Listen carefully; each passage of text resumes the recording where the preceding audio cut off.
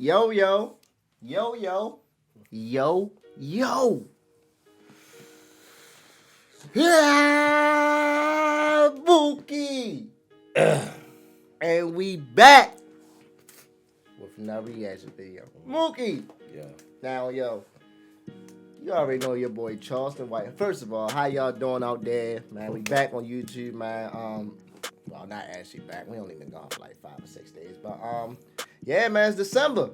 Christmas coming up, about to lock in, shorty. You feel me? Yeah. You feel me? Y'all gonna be getting a lot of content from us. We just want to take the time to say, yo, we love y'all. We appreciate y'all, man. We hit 70,000 subscribers. Yes, sir. But we know y'all ain't here for that. Yeah, we know y'all here for the video. Now, Mookie, like I was saying, bro, this is my first time reacting to Charleston White. You feel me? I know you been seeing this guy a lot, bro. Yeah. You feel me? Him and Cam Newton had a 3-hour-long interview. So this video right here is going to be an hour long, y'all. This is part 1. We're going to do this in 3 parts. If y'all new to the channel, don't forget to like, comment, subscribe. Yes, Mookie, sir. is there anything you want to say before we start this video, bro? Because this is going to be real interesting. Start the video. All right, bro. Let's get to it. Okay, let's just put it like this. And let's come up with a rule. Don't say what you won't say in their face. Dion. His Nah, yo. It ain't coming off like that, yo. Yeah. Deion Sanders? Listen to him. wife too. His wife too. You so you would you Man, if me and Beyonce had to be around each other for 2 weeks, you right, I'd get her. So he's a Crip rapper, rolling 60, right? King Von is a serial killer, documented by the FBI. Who wouldn't say him? on I'm Funky not. Friday, I'm which not. is hosted by I'm Cam not. Newton, I'm not. and I'm over here I'm trying not. to talk, I just, and you still so talking. You interfering with me and You my don't bitch. even love her.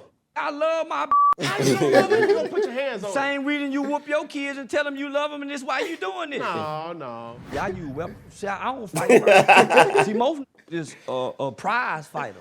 I'm a surprise fighter. Yo, this dude crazy, yo. Yo, that's Yo. What are you doing? I'm giving you unbelievable content for the masses. Bro. Cam Newton got weird over the years, bro. Man, he got weird. Yo, his style is redonkulous, bro. What you mean? Cam Newton dressed the way how he want to dress. Yeah, yo, I got remember the him tie saying- with the jersey on, like, bro. He just He dressed, look like something off the Wizard of Oz right now with that hat on, man. bro, he dressed the way how you want to dress, yo. You Okay. gotta respect him because he I ain't disrespecting. I just say to you me, just feel like got your weird. opinion is weird. Yeah, I ain't gonna lie, like, I respect it. You feel me? I ain't saying you don't respect him, but I'm saying I respect it because he comfortable, whatever he got on, like, yeah. You better be comfortable in your own skin dressing like that. Man, shut up. And you just gonna keep it to yourself? Do me a favor, tap that red button right there, subscribe, and it literally takes no time. Try it and see what happens. That's Yo, a what's fact. good? What's poppin'? Y'all new to our channel, tap that subscribe button, bro. It's free, baby. What it is, what it ain't, what it could be, what it should be, what it would be. Cam Newton the Son, Mr. Boogie the All, here with another episode of Funky Friday. And I promise, I really do promise to give good content for the masses, but most of all, I promise to keep it funky for your asses. Now, boy, oh boy, oh boy. The hat slick, though. Okay. The hat slick. You don't think the He hat look slick? like something off of Willy Wonka I said the Chocolate hat. Factory. The hat is the hat slick. I mean, he looked like an extra in the Willy Wonka Chocolate Oh, Factory. yeah, for a treat today. Boy, I went from possibly losing it to now being on the same page, been DMing and communicating and conversating for months, so long that, bruh, we finally here. You may have seen him on social media, entrepreneur, comedian, influencer at its all-time heights. I present the son, introduce the others, Mr. Charleston White. What's up, man? Yeah, I like that introduction. Boogie Doll, huh? Mr. Yeah. Boogie Doll. Yeah. YouTube speaker and influencer. He got his own YouTube channel? I think he did. Well, it was one thing left out of the introduction. Talk to me. I started out on the internet as a frustrated youth advocate. Okay. I wasn't an entrepreneur. I was a struggling single dad who financially didn't have the means to put gas in the car every day, Okay. but was still working in the community. Because of that, that struggle and that small time frame of struggling, I evolved into entrepreneurship by way of the internet. But I started out frustrated. So when I came to the internet, I didn't even know you could make $1 off the internet. Financially, I didn't know how to create a business to make any profit from a business. I thought I was supposed to be begging and asking for donations. So the internet taught me a lot, and it helped me to become all those things that you just named. So really what I do know, and I've told you this while we were talking in anticipation to get you on Funky Friday, behind everything that you say, controversial, agreed upon, or disagreed upon, behind everything that you say, I can agree that there's some truth to what you say. And a message. I ain't just talking to be talking. I ain't started out trying to be funny. When I was describing post babies with rundown Michael Jordan tennis shoes, I wasn't saying that to be funny. When I was talking about them ghetto with them weaves on their head, riding in the car, patting them head because they can't scratch their hair, and their daughters grow up patting their head because they don't know that's what their mom. So I wasn't saying that to be funny. When I was talking about the siren laying around the house, watching a woman go to work with that good in the bed, but he can't fix no alternator, he can't get no job. He laying around the house, jacking his off on the phone, going outside to hang with a bunch of only to end up in jail by Friday. I wasn't saying that to be funny. That was my observation from Where you from, bro? Charleston from Texas. Texas? Yeah. doing qualitative studies in our community from community work. So I wasn't trying to be funny. The internet told me I was funny. For one, I didn't know I looked funny. The internet told me I looked funny. Oh, look at his eye. Ah, look at his dread. Yeah. So, nigga, I didn't know I looked funny. I thought I was cute.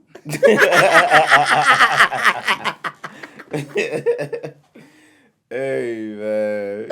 Hey, yo, my man said he went to the internet and it changed his whole perspective, bro. So my man was out here thinking he the man. He goes to the internet, they call him ugly and funny, yo. So the internet shaped this what they see today. Okay. Well, I must admonish the viewer to understand this. We ain't even 5 minutes into this segment, and we already ruffling some feathers or May. Don't bring your shadow band ass over here to Funky Friday and get my shit shadow band too. But we're gonna have a good time today, because one thing that I do believe in is accountability. One thing I do believe in is making sure that I don't judge, right? Yeah. Even though in my religion I love it so much so that it reigns supreme of everything in my life, I think sometimes as Christians we can't have this judgmental attitude. One of the first things some of the most devout Christians do when you go to church is, where you been? I ain't seen you. And so when you go, if you go to church and then you don't go to church and you come back to church, the church will make you feel shame in their judgmental approach. Well, where you been? We ain't seen you in a while. So I get it. It's a very, and I wouldn't identify as a Christian, but I have Christian values and beliefs. I believe in Jesus. I believe that he's the Son of God. I just don't take the title as a Christian. Man, I just believe. I just believe. So what are you? A believer. That don't make you a Christian? No. Because I also like to sin. And most Christians don't admit that they like to sin. But you do understand that Jesus died for all our sins. Yeah, that's why I sin. That's why I sin and just say, I pick my sins wisely. Okay, but you know you're not perfect. I don't want to be perfect. I think that is true. But my saying is, most Christians don't admit that they like to sin. Most people can't admit to the sins that they do. That they like to do. See, some that we do, but we also got some secret ones that we like to do. But that's everybody. That's not Christians, Muslim, Hinduism. That's just people. That's people, period. Yeah, like, bro, that's just people, bro. That's just everybody as humanity. Right. When the FBI studied Malcolm and when they studied Martin, one went and spoke and came back to the hotel and prayed and talked on the phone with his wife, and they don't have no dirt on him. He was Muslim. The other one went and spoke and came back to the room and partied and fucked like a motherfucker Yes, in every he did. town he went to. That was Which one was that? Martin Luther King, baby. Martin Luther King cheated on Coretta like crazy. For real. This ain't no secret. This has been well known for the last 60 years. the Christian. Better believe So there's a difference. One was studied full time. How you know that though? Because see, it- now you're using my platform trying to bring all this because- in relation to Martin Luther the King. Because it's documented evidence. Yes, it is. The FBI said that Malcolm X was a saint compared to the doctor. Well, King, yes. It's very well documented that Dr. Martin Luther King was just like any man. He was a whoremongering preacher. It's documented. Compared to Malcolm, who has no documentation of doing anything such like the preacher. See the difference? I hear exactly what you're saying. Doesn't necessarily rectify you not being unknown to your religion. I think. I don't want to be a religious man. I don't want to be Muslim. I don't want to be Christian. I don't want to be Hindu because I don't pick up the books. I want to be able to grab hold to the spirit.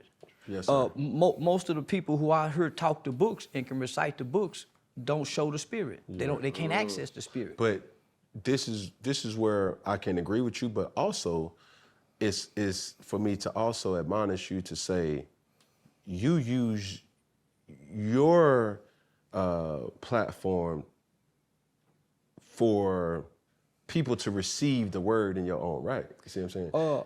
I don't deliver the word because I don't know the word. I walk with the spirit. My mother and them know the word. I don't know the word. I hadn't picked up the Bible to read the word. I got the spirit because when I wanted the word, I couldn't get the word. I was locked away in a cell and they wouldn't give me the Bible. So for some strange reason, I was able to access the spirit. That's the spirit that Jesus said that will write God's word upon your heart. I don't want to be Christian because Christians can't access the spirit. They all got the word. I don't want the word, God. I want your spirit. Because it says with this spirit that I can do greater works than Jesus. There's no Christian I ever heard to say they can do greater works than Jesus. And Jesus himself said that you can do greater works with this spirit. So I don't want the Christian word. Give me that spirit Jesus was talking about that raised the dead, that allows you to walk on water. I ain't seen a Christian walk on water yet. But isn't that the truth for you to understand and say, yo, I'm gonna be what I've never seen? If you had never seen it, you can't become it. So I watched my mother take care of children. I watched my mother feed people with her word of God. I watched my mother pray to get my grandmother off drugs. I watched my mother use the word of God. Okay, mama, that word worked good enough for you, but I need the spirit. The things that I've gotten involved in and the things that I do and the things that I face, the word ain't gonna help me, mama. I need the spirit.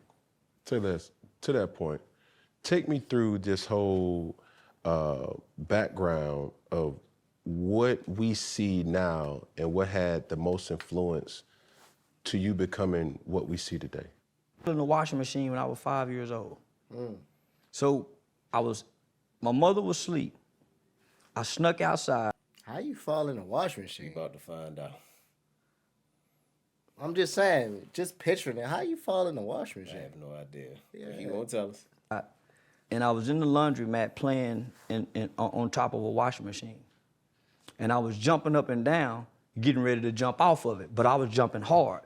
The lid popped open, and I fell in, and I broke everything from my waist down. We ended up suing Quick Wash. And the reason we won the lawsuit is one of the reasons why now when you open a lid to a washing machine, it stops. It was supposed to stop, and it didn't. So I broke everything from my waist down. So I had a bone pop out here, a bone pop out here. I had pins in my leg. This is at 5 years old. In a washing machine spinning like this. I pulled myself out and then passed out. I was in a full body cast from here all the way down with a stick between my legs. So I had to lay flat like this, and I had to learn how to walk again.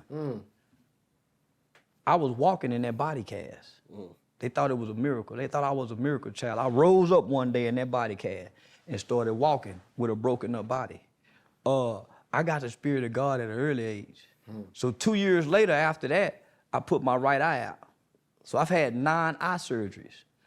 When they used to put that oxygen mask and make a nigga go to sleep, somewhere in the Bible they says to be absent from the body is to be present from the Lord. Whenever you go to surgery, you're absent from your body. In my mind, I vividly remember having dreams going somewhere to heaven as a kid. So you only have sight in one eye? Yeah, this is a prosthetic limb. It's a glass eye. Oh, wow. So that's from 5 to 7. Okay. So I had to learn how to rewalk again with no problem. So I ain't got no hip or nothing. So if I was to stand, I ain't got no hip or nothing. So that's at 5. At 7, so from 7 to 12, I had 9 eye surgeries. So I never really got to go to school. So I had a private tutor. It's things that I remember educational-wise that I don't know how I got this knowledge. They don't teach us about Jim Brown in school. Nigga, I know everything about Jim Brown, the abolitionists. I got knowledge and information but that white tutor, I had a white tutor in the 80s coming to my home to teach me. So I was groomed to be an intellectual. So I didn't really get to go to school to the 6th grade. By the time I got to the 6th grade, I caught a capital murder case in the 8th grade. Wow. So I'm an institutionalized baby from medicine, hospitals, to now incarceration. I'm a book-driven baby. I've been reading books all my life. I ain't been outside playing. I ain't played no sports. I've been reading books. I've got a brain full of knowledge. I've been watching television, studying movies and actors. That's how I can act. So what you see now is a product of a system. Nigga, I'm an educational baby. That's why my knowledge and my articulation is what it is, because when I went into the system, I began to read more books. So when niggas were playing dominoes and watching rap videos, I was reading Danielle Steele Love novels. So I'm very charismatic. I'm very charming. That's what you think? That's what you think. Hey, yo. So far, bro, his story is like real life interesting, bro. Interesting. What you think of him, bro? I know you always listen to him. Charleston White, like, bro, Charleston White is up there to me with Candace Owens, Brandon Tatum, and those, other people. Now, Candace Owens and Brandon Tatum, some of the stuff they say regarding black people is true, but some of it is just bull crap. Right. When they say stuff like racism doesn't exist in America. Are you kidding me? Right. Like, get out of here. Racism does exist in America, but it just doesn't exist just among white people. You have racist black people. You have racist brown people. You know what I'm saying? You have racist Hindus and Arabs and things like that. That's why, when it comes to who you are as a person, you know what I'm saying? Because I consider myself a Christian. Yes, I do. I wear Christian athletic gear too. Your wholestrength.com. Make sure y'all get it. And they not paying me for this. But Jesus accepted everybody. Right. He didn't rule you out because of who you are, because you was from the other side. You got to think about, Paul. Paul was killing Christians. And Jesus still accepted them. You know what I'm saying? So, you got to broaden your horizon to what you can do as a person. How can you make your life better as a person and also make the people around you better? So when I take hold of that thought, I say, you know what? Well, I can introduce them to the Word of God, but at the same time, they got to see how I'm walking too. Right. They got to see how you just can't just preach to them. They got to see how you living too. And once they see how you, sometimes they got to see how you living first before you can even say that. And once they see how you living, everything just link up. So he makes a lot of sense, but also he makes some stuff it doesn't make sense at all. You know what I'm saying? So you got to pick and choose when you go into influences like these, like a Charleston White or Brandon Tatum or Candace Owens. You got to understand exactly what they're doing and how can you apply it to your life. The good things, the righteous things. This right here too, bro. You probably never seen Charleston White like this. I feel like Cam Newton is about to get in depth with him like nobody else that you ever seen. Like, of course he say his little stuff, but This is the first time I even seen this man. I always see him going off in that, but this is the first time I ever seen this man even talk about his background. I'm gonna go off a little later. Yeah, I'm just saying, this is the first time I ever seen him talk about his background. You feel me? Before the going off part. Yeah. You feel me? Yeah, he was gang banging and all that because a lot of dudes from LA went to Texas and down south and started their own little. Oh, all right. Okay. Yeah. Well, that's how I've been able to get by getting in trouble. But let me getting in front of a judge and being able to say yes sir, no ma'am, yes ma'am. Getting in front of a probation officer, knowing how to make eye contact, sit up straight, look them straight in the eye. All of that was charming things I learned as a kid to get out of trouble. Out of all those books that you had access to, you ain't never had access to a Bible? Yeah. I refused to read the Bible because I couldn't, as a kid, I couldn't connect to the language that the Bible wrote. Thou art. I couldn't. My understanding couldn't comprehend that. The new version, That's a lot of people. But now they have. Yeah, the new now version. We talking about back then. They didn't. Yeah, you you feel me? Right. Were you coherent to understanding that there were different versions of the Bible? Yeah, I understand about the council when they introduced Cesar Bagario as the white man with the blonde hair, and they took out pieces of the Bible. So I know the Bible have been dissected to brainwash, to control. Yes, sir. So what I did was... But not more or less that level. I'm talking about the international version. I understand it, but as a kid, you don't know that. Yes, sir. As a kid, you don't know to pick up this book and say, okay, they got a King James version. Okay, you don't know this. All you know is, here, read the Bible. They said, read the Bible. Yes, and you can't really understand what the preacher's saying. Correct. But I have a mother who are quoting scriptures. And I'm hearing her say these scriptures, but they're not making no sense. All things work for the good of those who love God, is called according to his will and his purpose. Mama, I'm locked up here for murder, and I'm gonna be here for 4 years. How is this gonna work for my good? Well, but she's trying to explain this to me. And I'm saying, man, shit don't make no sense. I'm rejecting everything she's saying. For one, most kids reject what their parents teach them. Because you think the world know more than your parents. So this ain't making sense, mama. This God that so loved the world that'll give us his son, then why this kid over here get molested if God love us? Where my daddy at, mama, if God's so good? You keep hollering about God good. How he good? How? And so it ain't making sense. A kid can't see that, bro. That is a great point. A kid is not bro, when you believe in God and this faith, bro, you have to look farther than what your eyes can see. And as a kid, how can you explain that to somebody that probably haven't been in? The Bible has an answer for that, bro. Huh? Trust in God's word and lean not towards your own understanding. No, what I'm basically saying is I get that and understand that, but how can you explain that to a child who probably wasn't raised inside of a church? Yeah, it's gonna be tough. Yeah, you feel me? That's why, like I said, that's why they gotta see what you doing. Stop talking about it. Right. Let them see you walking. Let them see you deal with the hardships of life and everything like that in a righteous manner. Right. They gonna know they can do it too. Yeah. You know what I'm saying? But if I just say, oh, God is good, John 3:16, he gave us his son and blah blah blah. And you see me out here on Instagram like, this what I'm about to do tonight. I'm about to jump in this kitty cat tonight. Right. What you doing? Yeah, you know what I'm saying? You ain't gonna win no souls like that, bro. Nah, for real. Nah, I feel that.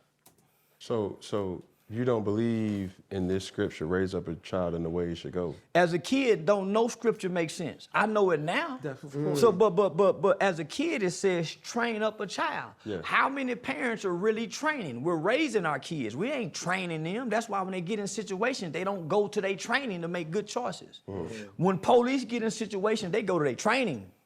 Their training is to shoot. Shoot. Where? Shoot to kill. Why you didn't shoot him in the leg? Because he was in a situation where he had to fall back on his training, and there's a silhouette where they're trained to shoot center mass. So that's why they don't shoot you in the leg. So what training are we giving our children where they get in a situation where they choose the training? We're not training. We raise our kids. How do we raise them? Food, shelter, clothing. We ain't training these kids. We ain't training these motherfuckers. So we ain't trained. We got to go to work. Mama got to go to work. Daddy cross town playing stepdaddy, making more babies. Who training us? Nobody. We're being indoctrinated at school, and we're being programmed by the culture. Who's training us? So we can mistrain up a child. That's why the kids ain't going no way, because ain't nobody training them. They're raising them. They're providing good homes, good clothes, good foods. But other than that, there's no training. That's why we're not in Boy Scouts. That's why we're not in ROTC. That's why we're not in no type of physical training to teach us how to do push-ups outside of sports. So as a kid, your parents are trying to introduce you to God, but you looking at the circumstances in a situation that y'all growing up in. So God ain't making sense to children no more.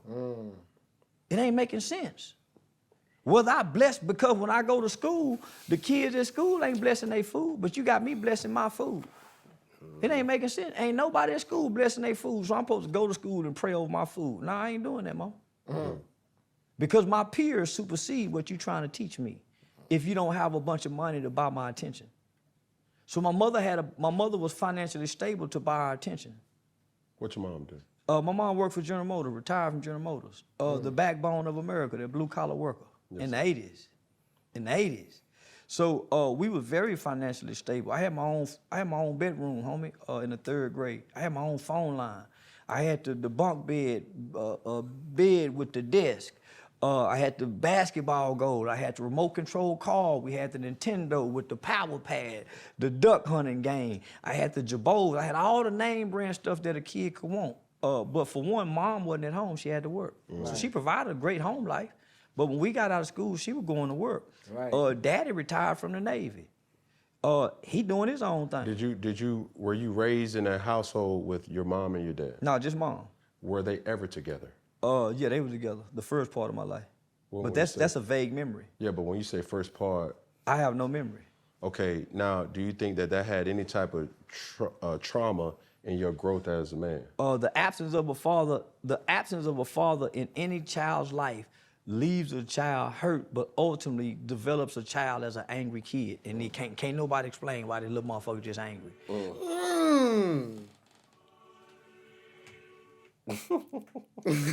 Yeah, my phone talking. I was like, But my phone said Charleston White. Oh man. Yeah, that's tough right there. That's tough. Charleston White out here hitting home, y'all. Hold on. Well, you gotta stay in your kid's life. Yeah, nah, facts. That's the absence of a father. But so both my brothers. You speaking as from the son's perspective or the female's perspective? I'm speaking from the son's perspective. So both my brother and I grew up with just a good mother, a good loving mother. When I was 8 or 9 years old, homie, my brother looked at me and said, "When I grow up, I'm gonna kill somebody."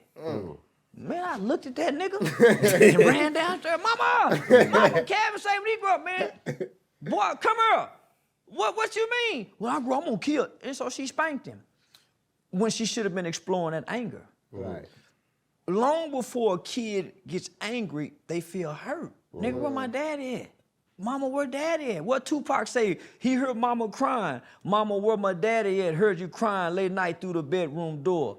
And do you love me, mama? Why they keep on calling me nigga? Get my weight up with my hate and pay them back when I'm bigger. So that's the 12-year-old big body kid, nigga, that they done put in football that grandmama them scared of. When he get mad, he huffing and puffing. He kick the door. He punch a hole in the wall. He push his little sister down. Get that weight up with my hate. So just think about my brother saying this, nigga. I'm 8 years old. Yo, Cam Newton is so intrigued right now, bro. He locked in, bro. It's crazy. 10. Nigga, he killed somebody at 17. So I'm trying to piece it all together. So the anger, right? So we hurt in the beginning, but before you hurt, you feeling unloved. No, hold on. Check that. Truth to that. But in your household, you raised by your mother. Parents was never together. You guys, 3 boys. Two boys. So just you and your brother. Just me and my brother. 2 boys. So you only got 1 sibling. Yeah. But I had a sister come later in life when I was 13. Okay. So we got uncle, we got granddaddy, we got grandmama, we got aunts, we got cousins. So we got a big family. Yes, and we got males there. But they ain't the right kind of male. Right. Granddaddy got a barbershop. Granddaddy went to the military. Granddaddy retired from Paul Lumber's yard. Granddaddy work at the bus barn. He the supervisor at the bus barn, but he pimping. He got all the hoes boosting and stealing. Granddaddy catch a major federal drug case and make the front page paper, right? So I remember my mother telling us when I was like in the 5th grade, don't go to school and tell nobody that's your granddaddy. Right. His name Freddie White. My uncle is a pimp. My granddaddy got the barbershop. I'm growing up with granddad and uncle them at the barbershop, seeing the hustlers and the players and the pimps. It's the black exploitation era. It's Yes, the sir. 80s. So I got men in my life, but my mother is contrasting and countering what we're seeing. Right. She trying to raise us to be opposite of her brother and her daddy. So she's trying to instill good morals. But nigga, who fucks up the kids more than the bullshit uncles in the black family? Diamond, you should have gave me the heads up that you were bringing in a friend. Can be very dangerous. Because Uncle Wayne is the pimp with the Rolls Royce. Uncle Wayne is the pimp walking through with the briefcase full of money, the trash bags of money. So as a kid, you see the dynamics of how the family treat Uncle Wayne. Everybody kiss his ass, and he a woman beater. So everybody kiss his ass. So it's no different than a D-boy uncle who in the household with the mama who got the favorite brother. He coming through with the pants sagging and the gun. The nephews and them is picking up these traits. Right. As he stopped through and get us with money, get out with money, rub them on the head, let them ride in the car with the hoes and the bitches. So I was a little king, like the little kid Finesse 2-time guy. I was that little nigga with my uncle now, being exposed to this shit.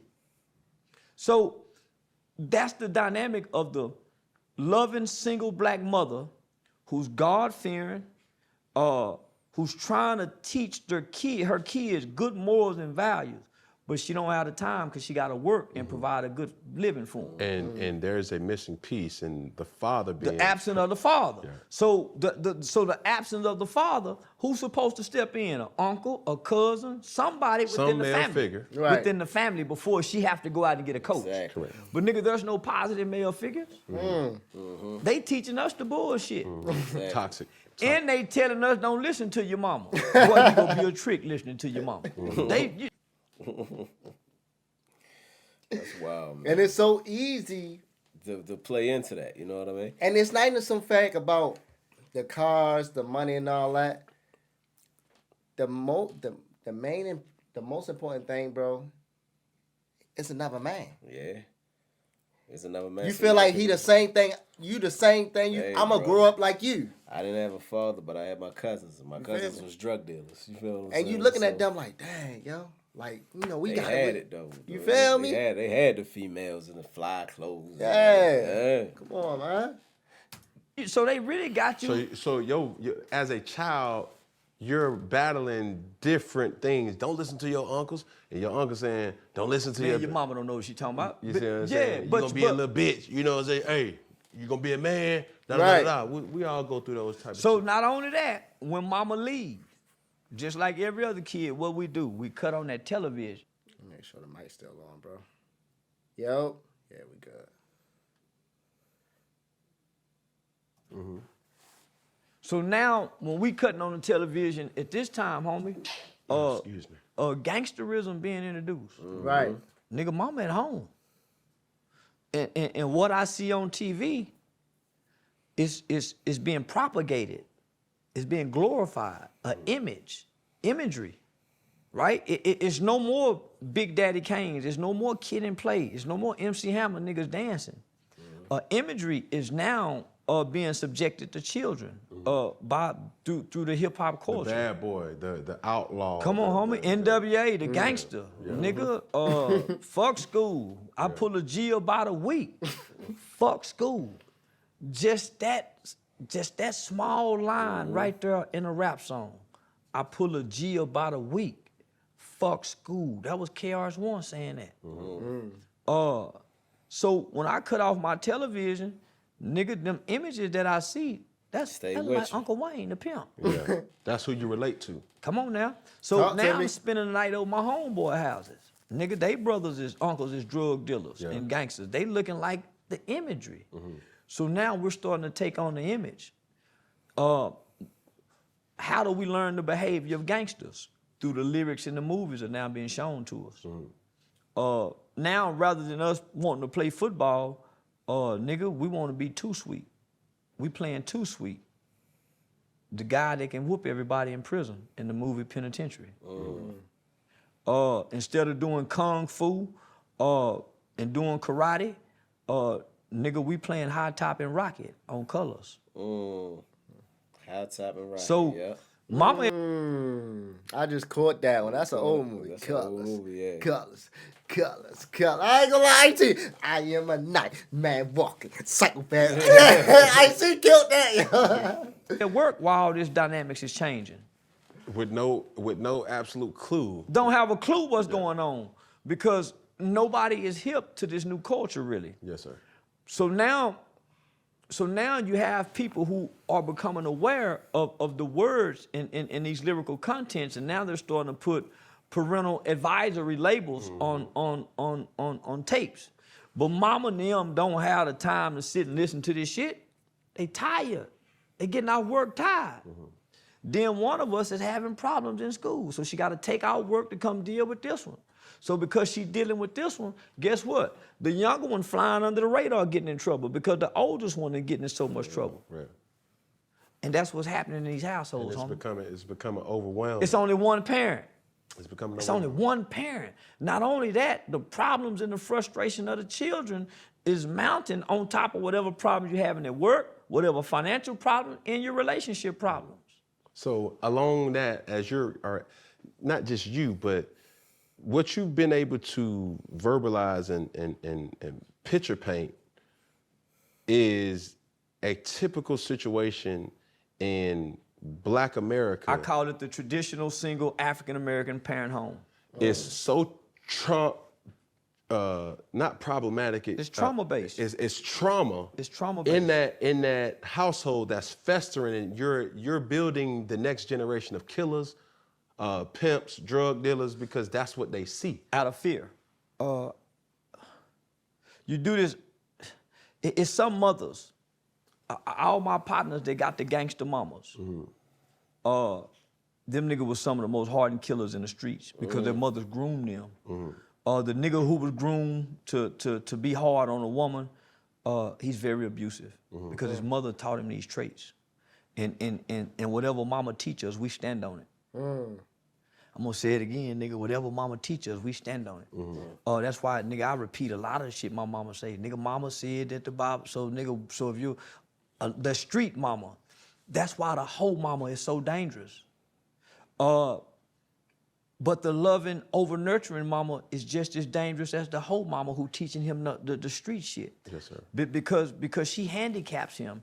And what ends up happening is, out of his rebellion to be free as a boy and a male, he overcompensates with being over-masculine. Because mama done gave him all this, everything, so he try to play over-masculine. He too tough. He too tough. That's the nigga too tough. Over-masculinity is the driving force for niggas to crash out. Nigga want to fight all the time. That's mama. He don't know to think because being analytical is a man's natural behavior, not an emotional state. Nigga, we've been groomed to be emotionally responsive and emotionally driven men because of our loving mothers. She's so loving, she only whoop us when she's frustrated. That's where we learn to hit, when we get mad. Sit down somewhere. Bow, bow, bow, they hit you. And secretly, they feel guilty because I've done it as a parent. Feel bad in the motherfucker, but you done already delivered the lick. I got a friend by the name of Terrence Sampson. He did 29 years on a 30-year sentence for murder.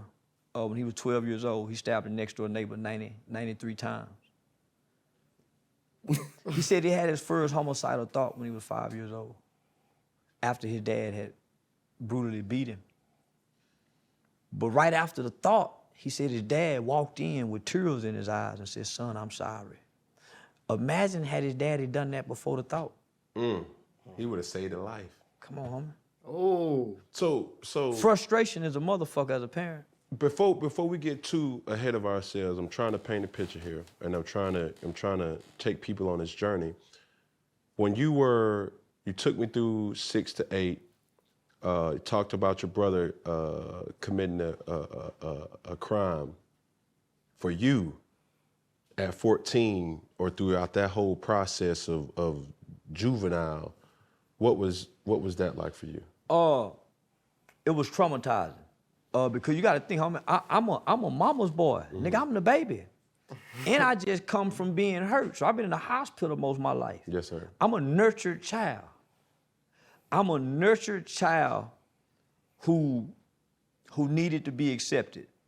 I didn't play football, didn't play basketball, so I needed to be accepted. And I found acceptance through negativity, Violence. ultimately committing crimes. I learned to be violent. I'm not a violent person. I can be violent. I learned how to be.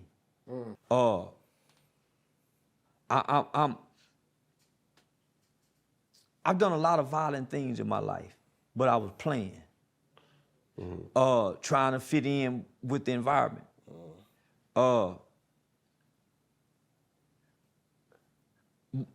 We laughed after we committed that murder, but it wasn't funny. But what happened though? We went to the mall to go steal some starter jackets.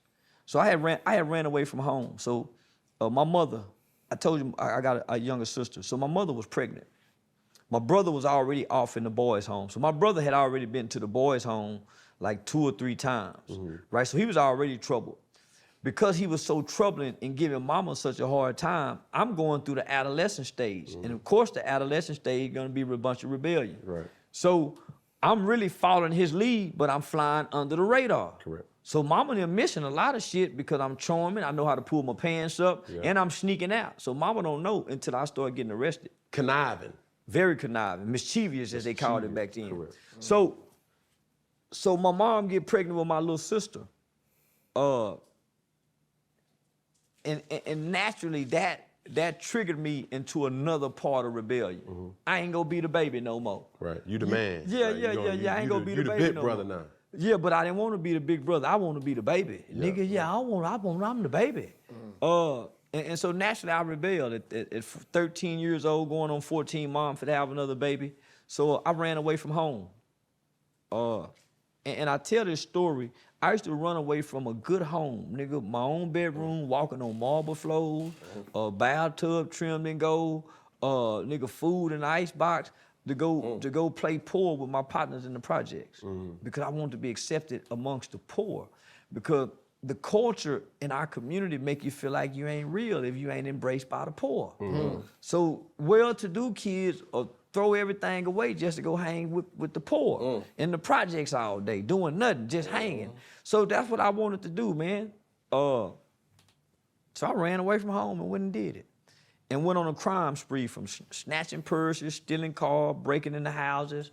That's how we was able to get the gun. We broke into one of my former girlfriend's houses, whose dad was a Dallas police officer at the time. Stole their Nintendo VCR, went and pawned it. Just on a crime spree. But Boy, you was hell, boy. see, children are impulsive, right? That's where brain development comes in at, right? The prefrontal cortex. So most kids, unless they come from extreme poverty, are not committing crimes for financial gain. It's for the thrills and feels, the excitement of this shit, the rush. Yeah, the rush. So that's the impulsive. Yeah, that's the impulsiveness of a kid when you're supposed to be getting this playing football. You're supposed to be getting this in boxing, but we're not. So this the element of children that's getting their sports fix, right? So it was just for fun, and it ultimately ended up costing an innocent man his life. So we go to the mall. The plan is just to go to Foot Locker, grab some hats and some starter jackets and run out. So the first time we went, they had a young black dude look like he run fast. So we didn't do it. I got 2 partners right now today, nigga named Tawan Harris and DeNarcus Miles. Both them niggas older Hey, Cam, that's your second one, ain't it, baby? than me. So the first crew we went to go do it with, we were like, nah, man, fuck that. I said, man, let's go get DeNarcus. So I went to go get DeNarcus just to drive. And Tawan was over there getting his haircut. Them niggas supposed to caught a murder case. He was cutting Tawan hair. The nigga said, nah, man, come back and get me. Well, I was too anxious. I ain't go back and get DeNarcus. I went and got Tawan, Big Tawan, and Little Tawan. Went to the mall, grabbed the jackets, grabbed the hats, ran out. And in the process of us running out, my victim, which was a little small white guy by the name of Michael Levy, he had just got married 3 days prior to that. He saw what was happening because he was working on his car in the parking lot. And so he tried to stop us. He ran and dove on top of the car. He started hitting the windshield with whatever wrench he had in his hand. And so I'm in the back seat saying, man, go, nigga, drive. My partner in the front seat, he can't put the car in gear. You know, back then, them motherfuckers go up and down. Yeah. And you can have the you car talking and about the drive front and part? cut it off and take the keys out. And so that's what he did. He reached inside the car and cut the car off and took the keys. And so... And how old were you at this time? I was 14. I had just turned 14. So I was 14. We was all 14, 15, 16, 17. So when we get out the car, I was sitting on the gun. So I get a gun to my partner. So I'm encouraged, man, shoot that motherfucker. And he shoot him. Crazy. He wasn't trying to kill him. It's just that the gun that we had was a 38. Well, actually, it was a 357 snub nose with blue tip hollow points in it. So when he shot the gun, it went up and hit him one time in the chest. And because of the bullets, they thought we shot him in the back. You know, because them motherfuckers... Yeah, expand as soon as on impact. So they thought we shot him in the back. He died in the parking lot. So Tony Dorsett had just opened a club up. He was still playing for the Cowboys. I think he had just retired for the Cowboys or was still playing. He had just opened a club up right where the incident occurred. So it made headline news, front page paper. It was real big because we were 4 black children who had killed the white man. And in a week, within that same week, 3 skinheads had killed this black man that was sitting on the back of his car. So both of them were very high profile cases, which of course, in the media, the white kids were being treated lenient and we was getting more time. But I got less time than anybody. But my mother was financially able to go out and get some of the best lawyer representation in the city, which was a guy by the name of Carl Mallory and Louis Stearns. And Carl Mallory is dead now. May God rest his soul. And Mr. Stearns ended up becoming Judge Louis Stearns. So he just retired from a judge. So I had 2 of the best lawyers in the city. My co-defendants, homie, their mama and them couldn't afford that shit. One of my co-defendants got out on bond. And his mother moved him to, I think, Oklahoma or something, and he ended up dying, running from the police in a high-speed chase. My oldest co-defendant got 99 years, went back on appeal, and was released on a 25-year sentence. The 16-year-old shooter got 75 years. He's still incarcerated right now to this day.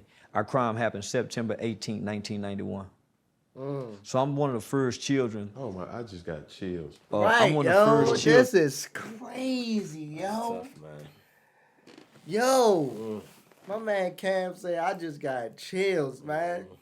This dude, Charleston White story is crazy. Mookie, did you know this much stuff about him? No, I did not. No, I did not. Cam Newton bringing that stuff out on boy. It's crazy. Children in Fort Worth, Texas, to be tried and adjudicated for the crime of murder in the early 90s. In the state of Texas, I'm one of the first children who followed in a group of children who was tried, adjudicated, and sentenced for the crimes of capital murder and murder, who was sentenced under Texas juvenile law. It's called Texas Juvenile Determined Sentencing Law, where a kid can be sentenced up to 40 years. So I got a 12-year sentence for capital murder. So take me back real quick to the individuals who killed the black boy. How long did they get? Boy, I almost said his name, Josh. I think Josh got like 12 or 13 years. The white guy who pulled the trigger, he got like 50 years. And then the other guy got like, barely 20 years. So all of them got significantly lower amounts of time than my counterparts. Right. So me and Josh, we was in the boys' home together. He was just a white kid, homie. You know. The same dude that was a part of the... Yeah. So his co-defendants was tried as adults and sent to prison as teenagers, like mine was. Josh should have been tried and sentenced to prison, but he was a white kid. The only reason I wasn't tried as an adult is because I was 14, so I didn't meet the certification age. But the following year, the state of Texas lowered the certification age where a 14-year-old can be sent to prison. Ultimately, they lowered the age to 10 years old, where a 12-year-old can be sentenced to life without parole. Wow. That's the big, so they can go to the big prison at 10 years old. No. They still gonna stay in a juvenile prison. But until 18. Then they get transferred. So many people don't know, up until 2016, that there was only three countries on this entire planet that would take a 12-year-old kid and sentence them to life without parole. That's America, Sudan, and North Korea. Wow. At 12 years old. At 12 years old. Catherine and Curtis Jones, there's 2 children out of Florida who was sentenced to life without parole. Sarah Cruz in life without parole. Man, I can go on and on. George Toker, life without parole. I can go on and on. These were children.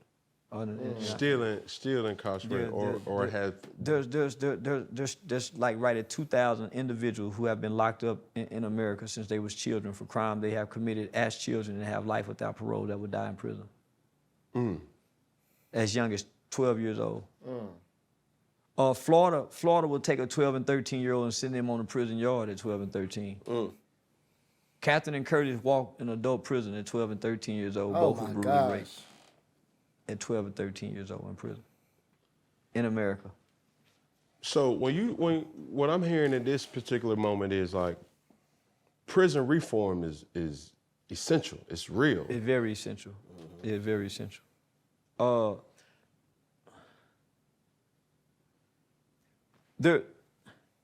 You have to understand, homie, there was 20 or 30 years of our country who believed that we should be tough on crime. And they became tough on crime. So not only did they create sentencing guidelines, that's where the 3 strikes come in. The minimum sentencing guidelines came in that was completely unjust and unfair, particularly to us. That's where you start seeing children going to prison at 15 and 16 years old. When we have all the evidence, we have all the research, we have all the medical and science information that says that the human brain don't develop to at or around 25. So why would you take a 17-year-old, a 20-year-old, and sentence them to life without parole when they don't even have the full brain development to make the rational decision that you and I would make in certain situations? If you factor in child trauma, you factor in the abuse, you factor in neglect, that brain may not develop to 30. That's why you hear these old ass niggas like Jay-Z and them hollering 40 is the new 30. That's the lack of brain development for us to even think to process that. 30 is the new 20. That's us really saying we're really fucked up. There's no way that 30 can be the new 20. You have to think backwards. But you taking it out of context. No, I'm not. Right. What's in a man's heart come out his mouth. If you say 40 is the new 30, you don't, so that means you're a 40-year-old, you still looking 30? No. You think you taking it out of context a little bit? No. He's telling the truth. I think he's taking it out of context a little bit. I don't think so. I think, bro, I don't think they because saying if you trying to say 40 is the new 30, you are moving backwards, bro. But I don't think he's saying, I don't think they saying it in a way like, well, what I'm taking from it, I'm looking at it to where as though like somebody saying it, listen, why you looking like that? I'm looking at it to where as though somebody saying it in a way of looks wise. You feel me? No, you can't have looks without the mind compatibility. No, I'm taking like looks wise though. Okay. Like people look like 40-year-olds look 30-year-olds. No. Like yeah, like 40 is the new 30. How I'm looking, I'm still looking very good. I'm looking beautiful. You ain't acting 40 and you 40, you backpedaling. But it's like, okay, bro. It's like when you see a girl, she 18 years old, right? But when she hit that 25, her body just go to like boom, boom, boom, and you like, dang. So it's 18 the new 25? I'm not saying that. That's just an example. Okay. You feel what I'm saying? And when Shorty hit 30, you be like, dang, baby, I know you like 25, 24, but whole time she 30. She just, I don't know. You probably don't get it. That was bad. Huh? Push the button. Bro, what are you saying, D? But I remember that song, 30 just new 20, yeah, I'm so hot, yeah. He's still rapping about dope in his songs now. That song cool, God is. But they're just like a lot of things being taken out of context. It was more or less like, yo, even though I'm older, I'm still able to, live a life that Not like a 30-year-old. That's the problem with the black man. He won't grow up. He won't grow up. He still want to be 40 and live like he's 30. What's wrong with being 40 and living like you're 40? Why you still want to live younger? The goal is to grow old, not get younger. Right. So the goal ain't to keep all my black hair. The goal ain't to go and put a whole bunch of pretty white new teeth in my mouth the older I get. I'm gonna lose a side tooth. It's okay. I'm getting old. Nigga, I'm gonna get a bald spot. It's okay. I ain't got to go get the man weed. So that's what's happening, homie. We shaming old. So that's why the old niggas saying, oh, look at you, old nigga. Because we shame to be old. So our kids shame the old. Ain't nothing wrong with 40 being 40, my nigga. Yeah, right. Nigga, Charleston White be talking like a real nigga. Ain't nothing wrong being 40-40, my nigga. What got you onto this activism in the community? Because I had people who poured into me when I was a fool. So before I got out the juvenile system, I wasn't exposed to gangs. Yes, sir. I grew up in an upper middle class neighborhood with white kids from the 3rd grade. I don't know nothing about the hood shit. Nigga, I used to go to my Aunt B them house and see them nigga with the blue flags. And then I saw that shit on Colors, on TV. I didn't know what that shit was until I went into the juvenile system. So when I got into the juvenile system, you see rolling 60 Crips, you see rolling 30 Crips, you got Altadena Block Crips, you got original Swamp Compton Crips, you got Fire Deuce Hoover Crips, you got GDs, you got Black Gangster Disciples, you got Spanish Gang, so you got all these different gangs. And it ain't no football team. And I'm gonna be here for the next 4 to 7 years. Get in where you fit in. Right. Because this the boy sport in here. So nigga, I joined the game. And when I got introduced to it. What gang was he, Mookie? Like he was rolling 60s. Coming from and I want to say this to all the mamas, coming from a single parent home with just mama in the house, never been spanked by a man, never been disciplined by a man, never had a hug from a man, never been kicked in the ass by the man. When I got introduced to the gang, it was everything I was looking for. Nigga, I got an uncle in the gang. I got a big homie. I got a nigga playing OG just like the daddy. Yeah. I got brothers. These are your male figures. There you go. And they ain't number 2-3 years older than me. Yes, sir. Right. It's like the nigga in the 9th grade looking up to the senior. So, it's like the nigga in the 8th grade looking up to the 11th grader. He like a big homie. He like daddy. It's like a nigga in the 6th grade looking up to the nigga just got in college. He's still a kid too. But the 6th grade nigga don't know this. Correct. These the big homies now, nigga. These the daddies, these the uncles. And nigga, I fit right in and I became the little homie everybody loved. And I worked my way up the rankings. Right. Showing out for them niggas. I just want to be accepted, nigga, so I'm gonna do what these niggas won't do. I'm the little nigga all the big homies love. So yeah, nigga, but it's people like me that's sitting back coming to work every day looking at this little nigga, reading books. Looking at him, his test scores, seeing he's smart, he got potential. His mama coming to see him. He making phone calls, he getting mail, he getting cards, he getting letters. Man, this little boy playing. These other kids ain't getting none of this. So you got workers who sitting back looking at the dynamics of all these kids they work with. And it's their job to say, man, why y'all hanging together? Y'all don't fit together. So it was the workers who was seeing the good in me. I ain't seeing the good in me because I'm playing bad. They seeing past the act. It's a facade. That's just a facade. Homie, I'm playing. Nigga, I ain't even none of this shit. That's why it was so easy to quit when I got my senses. So it's some niggas get stuck playing that because they don't have no out. You said something though, and I want you to say it. Nigga, I got an out. I'm smart. Yeah. Nigga, I can pass my GED. I can take college courses. Nigga, I can go before the parole board and look at all these white people out and talk. There's a lot of niggas can't. Yeah. So they don't have no out. Nigga, they ain't got no mama sending them scriptures. They ain't got no mama calling, praying with them. They ain't got none of it. So I'm hanging with these niggas with no app, but I got an app. Yes, sir. So it was the workers who made me realize, homie, you bullshitting. So when it was time for me to go back to court, part of the law is you go into the juvenile system until you're 18. 30 days prior to your 18th birthday, you go back before your sentencing judge. And the sentencing judge will make a determination whether you're gonna be transferred to the adult prison system whether you're paroled or you're recommitted back into the custody of the youth system. Now, if you're recommitted, then that means the juvenile system has jurisdiction over you until you're 21. You get out at 21 and you're free. Your record is sealed.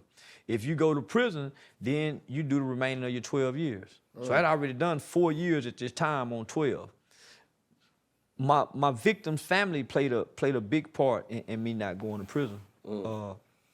Because they was a forgiving white family. So I could never be angry and hate white people. Right. Because I took a white man's life only for their family to be loving and forgiving.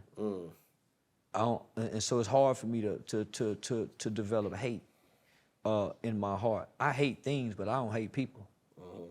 So I actually got to look at these people and hear the words, I forgive you, we forgive you. Not only that, I had a compassionate judge. My judge is the same judge who sentenced the little white kid Ethan Couch to the 10 years probation for those 4 DWI murders. Judge Jean Boyd. So in her defense, many people believe she should have sent that little white kid to prison. And many people believe she should have sent me to prison because that was a recommendation for the state for me to be transferred to the adult prison system. Remember I told you my mother said, nah, I'm not asking for him to be released. If I would have been released at 18, I was bringing home the gangbanging mind. At 21, I brought home the youth advocate mind because in those 3 years, I began to work the programs. Hold on, sit tight real quick. So you say at 18, you went back in front of the judge for a transfer hearing to go transfer to prison. hearing. Your mom had the opportunity to either say, I would have been paroled home that day. I would have came home and been on parole for 3 years. and free in essence, but you had parole. Yeah, I would have been free. I could have, at 18 years old. And she said what? The judge specifically said, Ms. White, are you asking for your son to be released today? And my mama looked at me and looked at the judge and said, no, Your Honor. I think he need to go back and work the programs because they were great programs. They was programs that focused on not just rehabilitation, but resocialization and repairing a child from the childhood trauma that most children who commit these type of crimes endure. I hadn't really had no trauma, homie, that I thought at the time, other than the fact that my daddy wasn't there. That alone is trauma. That alone is traumatizing. Yes, sir. On top of the fact that your mother is there and she's not there, that's even more traumatizing. On top of the fact that you're having surgeries where you're being put to sleep, which is hindering some brain functions, right? So I learned a lot in those 3 years, but there's a fast growing process from 18 to 21 where a kid can develop and grow at such a rate, it surprises many. It's not a big difference from 18 to 21, but if you nurture a child and you put a child in the right environment, in the right setting, that kid can grow to full potential in 3 years. And that's what happened with me. So within 3 years, so from 18 to 21, I went from playing leader of the Rolling 60 gang to within 2 years, and this wasn't me fronting. This was the real me. I was fronting as a gang member. This was the real me excelling. Homie, they used to take me off campus. That's where I told you I spoke at Blaine College. I spoke at Texas A&M, Prairie View, every college in and around there, UT, the Aggies, all the high schools. So my last year and a half, 2 years of being locked up, I would go out and do public speakings and motivational speakings at colleges and universities and high schools. So they groomed me for this. It's just that when I got out at 21 in 1998, my record was sealed, no felony convictions, but my identity was tied inside the juvenile system. So I came back out here, nigga, with a murder case that everybody know as a, nigga, so, nigga, we root for the killer. So I come back to my peers who I know from school, nigga, I'm known as a nigga who caught a murder case. Those are accolades, right? So in 1998, when I walk out of the juvenile system, all of my childhood issues had been resolved. Like I was pure and innocent. but I didn't know how to talk to girls. I've been locked up from 14 to 21. Look at that big old gap. You know how much shit go on from 14 to 21? Nigga, I didn't know which way was north, south, east, or west. When I left, if you was cute, you can get a girl. Nigga, when I come home, it's about money. The dope boy nigga. This the dope boy era now. So culturally, gang banging dying out. So what I'm gonna come out here and do? Niggas ain't gang banging in 98. I kind of really want to gang bang, but I don't know what to do gang bang. I had never been introduced to gangs in the free world. So it was easy for me to walk away from this gang mindset. That was just in the juvenile, the past time. So when I come home, homie, you do what most people do, homie. You go back to the old people, the old places, and the old things. Right. I tried to work, but nigga, I ain't know how to get up and go to work. Been locked up since I was 14. Y'all don't know how to get up and go to work. I don't know how to wake myself up. I've been getting woke up. When it's time to eat, nigga, I don't know what to eat. I've been looking at the menu. The menu been saying what we go eat. How I know? I've been locked up. So there's nobody you really can talk to, because at that time, nigga, re-entry is something big now, but nigga, re-entry was unheard of back then, let alone juvenile re-entry. So there was no church, there was no family member that a nigga can talk to and say, man, I'm having some inadequate issues, nigga, I don't know what to do. So I'm trying to date girls my age, but the girls I'm dating saying stuff like, you need a high school girlfriend. Man, I don't know what the fuck she mean, but my conversation ain't on their level. So, nigga, what do? You go with the culture, right? So what was the culture doing at that time? Selling dope. Master P had just dropped that motherfucking ghetto dope. Man, crack like this, ghetto dope. Yeah. Taught you how to cook crack from step 1 to step 10. So I decided to go to college because Niggas really put that on a hold. Yes, they did, boy. I remember that song. I was a little kid, but I remember that song. They was playing that song. I ain't gonna lie, y'all. That's kind of silly. See Murder get on there like, your stuff might come out brown if you do it this way. I don't know. One of the benefits of aging out of the juvenile system in the state of Texas is that you become a ward of the state. So once you get adjudicated for a crime, your parents are no longer your parents. You become a ward of the state. So meaning you're a state baby. So one of the benefits of being a ward of the state is they pay for my college tuition up to a PhD. So right now I can go back to college and they still pay for my college tuition. So that was one of the things that I tried to do when I first get out, but I ain't had nobody guide me. So I went to go enroll at the University of Arkansas in Fayetteville, Arkansas. In the process, I had a cousin who was going to school up there. He was the president of the BSA, Black Students Association, and he had a fascination with wanting to be the weed man. So me and him come home one day. He done got the football playing niggas money. He done went and got 10 pounds of weed. I don't even know how much a pound of weed cost away. I just decided to drive. Get stopped and get pulled over with 10 pounds of weed, catch a drug trafficking charge. I hadn't even been out 8 months. Oh my gosh. After gone been 7 years. 90% of juveniles are rearrested within 1 year after being released. 85 to 90% of adult inmates are rearrested or back in prison within 5 years after getting released. Those numbers don't lie. So I fit in those stats. I ultimately ended up getting 6 months prison boot camp, 5-year deferred adjudication probation. In the process of trying to complete those 5-year deferred adjudication probation, a nigga just trying to find an identity. From 21 to 30, the black man, the black boy, he struggled with trying to find an identity.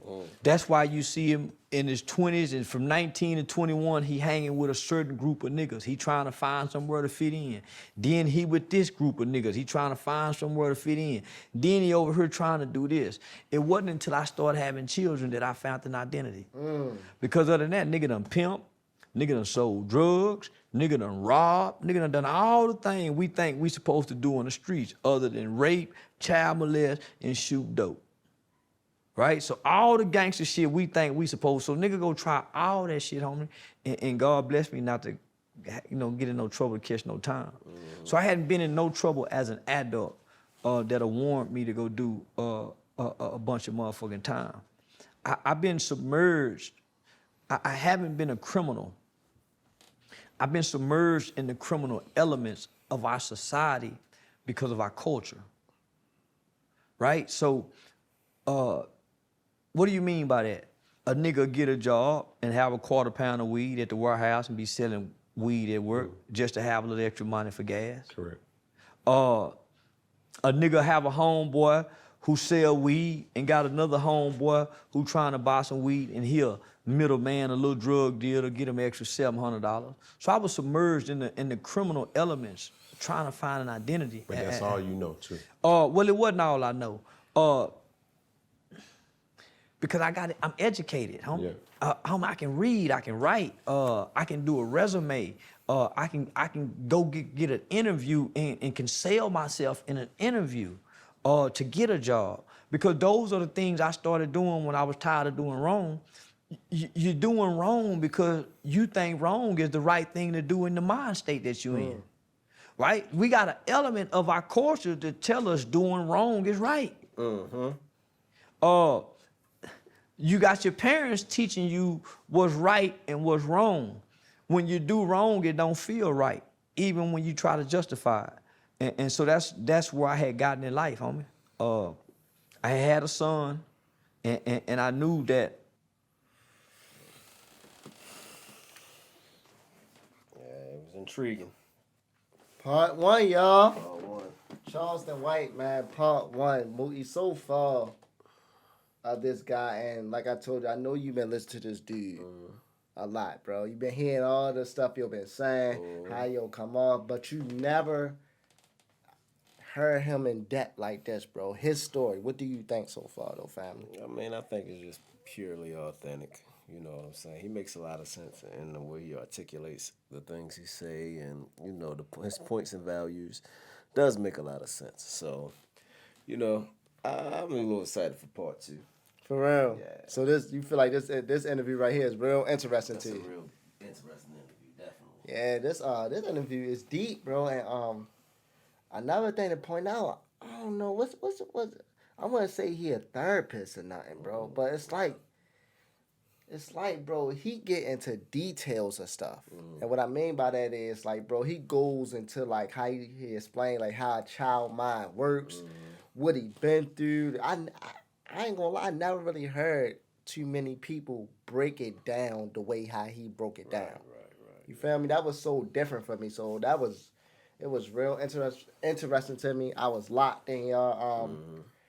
Yeah, I'm excited to do part 2 too, man. Y'all let us know in the comment section what y'all think about Charleston White, bro. Yes, sir. What's y'all opinion? Mookie, anything else you guys say before we get out of here? Hey, man, thank y'all for stopping by. Facts. If y'all new to the channel, don't forget to like, comment, subscribe. We love y'all. We appreciate y'all. I'm Nick DUNSON. And I'm Mookie DUNSON. And we out, baby. 1.